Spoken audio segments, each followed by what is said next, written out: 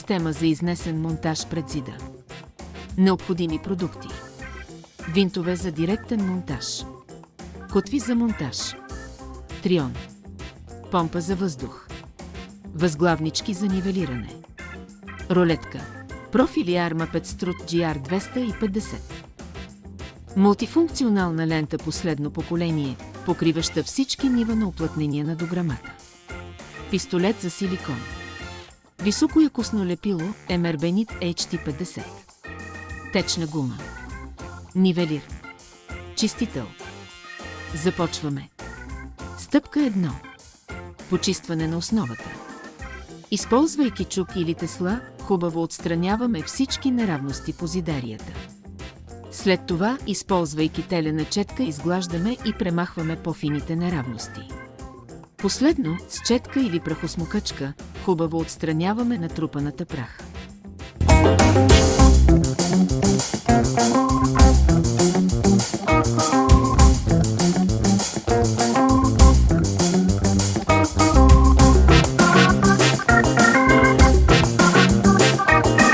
След като сме изчистили хубаво основата, започваме да се подготвяме за монтаж. Използвайки рулетка, хубаво измерваме ширината на отвора. Това ще е основата за дограмата.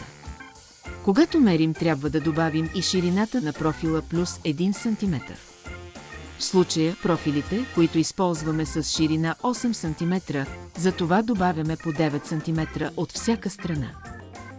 Профили Arma Petstrut GR250. Измерваме необходимата дължина и внимателно го отрязваме по размера, който ни е необходим. Хубаво е да използвате инструмент за прав ъгъл и използвайки молив да нарисувате правите линии от 4-те страни на профила. По този начин ще си гарантирате, че режете на правилното място. Възможно е да използвате изеге или циркуляр, но профила се реже и достатъчно лесно с ръчен трион.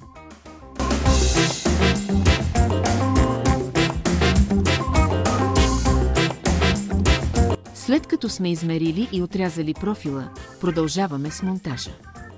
За целта ще са ни необходими следните неща. Перфоратор с бургия за бетон. Лепило Emerbenit HT50. Винтоверт. Винтове за директен монтаж. Нивелир. И не на последно място, помпа, с която да се изкара прахта след пробиване на отвора в профила и зида. За да монтираме профила, първо трябва да поставим лепило върху него. Използваме накрайник, още познат като чувка, на върха на пистолета за силикон. Чувката трябва да е изрязана широко и да се направи V-образен отвор, който да сочи нагоре. Така нанасяме две успоредни линии, които са непрекъснати. Линиите материал трябва да са на около сантиметър от ръба на профила. След като сме поставили лепилото, фиксираме профила за зида, нивелираме го и след това пробиваме дупка, в която после влиза винта за директен монтаж. Когато направим първата дупка, вкарваме винта леко, нивелираме и затягаме. След това поставяме достатъчно винтове на 20 см разстояние един от друг. Да не забравим, че след като пробием дупка, трябва да използваме помпата, за да изчистим прахта в отвора. Тази стъпка е особено важна, когато монтираме в бетонен зид. Така вече, след като сме готови с основата, повтаряме същите стъпки и за двете страни. Важно е да се отбележи, че отстрани, където ще легне вертикалния профил, трябва да се постави лепило върху основата, достатъчно, че да оплътни плътно. Препоръчваме да се направи в квадратна форма, отново на около сантиметър от края. Лепилото може да се постави както и върху основата, така и върху самия профил, който в последствие ляга върху нея. Използвайки всички стъпки досега, поставяме и финалния профил най-отгоре. Вече сме готови с полагането на профилите, сега трябва да оправим всички неравности по стената. В България често зидарията не е идеално права, затова трябва да оплътним хубаво с лепило, за да не позволяваме на влага да преминава. Когато свършим и с тази стъпка, рамката за системата е готова. Следва да изчакаме от няколко часа до един ден, за да си гарантираме, че рамката е достатъчно здрава, за да поеме тежестта на дограмата без да се размести. След като лепилото е стегнало, продължаваме с монтажа на самата дограма.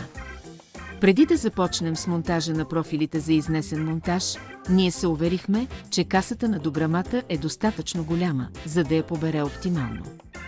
За монтажа използваме стъпки и указания от немската система за правилен монтаж RAL, като по този начин ще гарантираме най-добро представяне на целия прозорец. Ето и необходимите продукти за монтажа. Подложен профил Nixon White. Възглавнички за нивелиране. Котви за монтаж, винтове за директен монтаж. Мултифункционална лента изоблуков и брътек. Чистител. И течна гума. Започваме с подложния профил Nixon White. Той е фрезован по модела на дограмата и по този начин приляга перфектно. Профила има няколко пъти по-добри топлоизолационни качества от стандартния подложен профил. След като го измерим и отрежем, го залепяме с лепило към дограмата.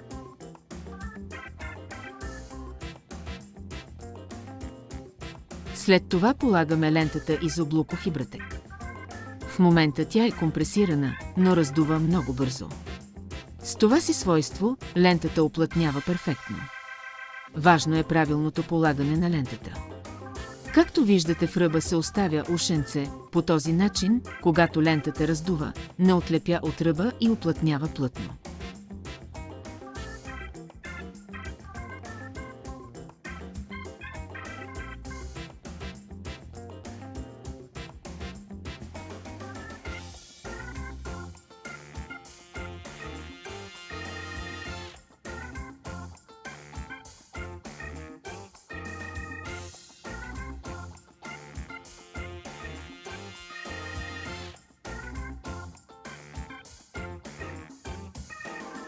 Лентата е на дълга ролки, затова, когато свършим с монтажа на един прозорец, трябва да не оставим ролката отпусната, защото иначе ще се раздуе предварително. Така ще съсипем продукта и няма да можем да го използваме отново. Затова препоръчваме използването на специална щипка, с която се захваща лентата и така се предотвратяват нежелани ефекти. Сега ще монтираме дограмата към зида. Първо започваме с пробиване на отворите, където ще влязат котвите за изнесен монтаж. Използвайки винтовет, внимателно пробиваме необходимите отвори. Тях ги навиваме през лентата директно в профила на дограмата. Трябва само да ги фиксираме и да не ги навиваме плътно. Причината е, че трябва да имаме достатъчно място, за да успеем после лесно да нивелираме прозореца, използвайки ключ за котвите. Този ключ навива и отпуска винта на котвата, като по този начин се осъществява процеса.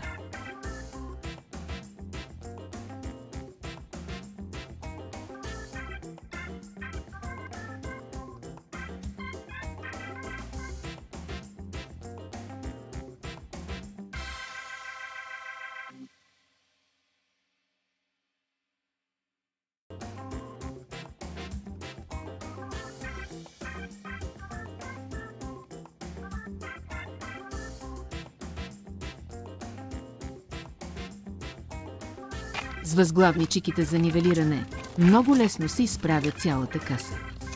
После се фиксират и котвите, за да се запази нивото. Вече след като сме нивелирали, е време да го фиксираме към зида. За целта използваме отново перфоратура, с който се побиват отворите за винтовете за директен монтаж, а след това в дупките вкарваме винтовете и затягаме. Така вече прозорецът е стабилен. Почти сме готови. Остана да изолираме от вода долната част на прозореца. За целта ще използваме течна гума.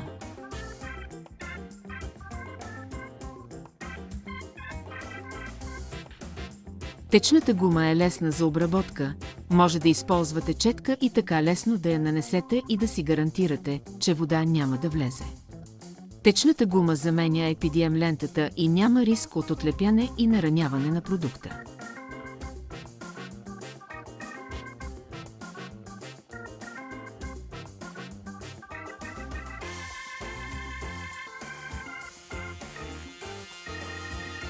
С това приключваме.